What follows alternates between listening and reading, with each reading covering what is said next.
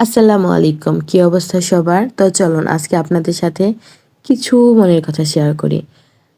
কথাগুলো যদিও আমার না, কথাগুলো কালেক্টেড কিন্তু প্রচণ্ড রকমের ভালো লাগা থেকেই আপনাদের সাথে শেয়ার করা। এই কথাগুলো কিন্তু আমাদের সমাজের কতিপয় যে পুরুষ মানুষ তাদেরকে ডেডিকেট করে।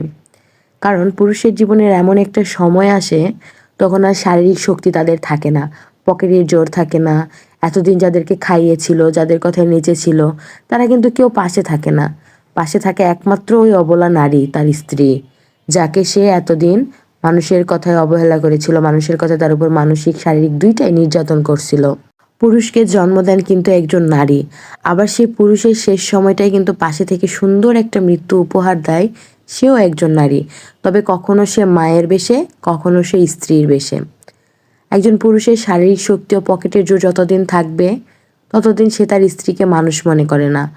যখন এসবে ভাটা নেমে আসে, তখন তার হুঁশ ফিরে যে কে তার আপন আর কে তার পর। আসলে তখন আর তার কিছুই করার থাকে না।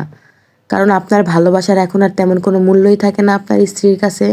আপনার স্ত্রী আর এসবে তখন দরকারই পড়বে না। কারণ সে তো তখন অভ্যস্ত হয়ে পড়বে অন্যভাবে। হয়তোবা আপনার অবহেলায় বা আপনার ভালোবাসায় বা আপনার অযত্নে, যত্নে, মানে কোনো কিছুতেই তার আর কোনো কিছুতে মানে যায় আসবে না। সে সব কিছুতেই নিজেকে মানিয়ে নিবে। কারণ কি জানেন? সংসার একটা মায়ার বাঁধন।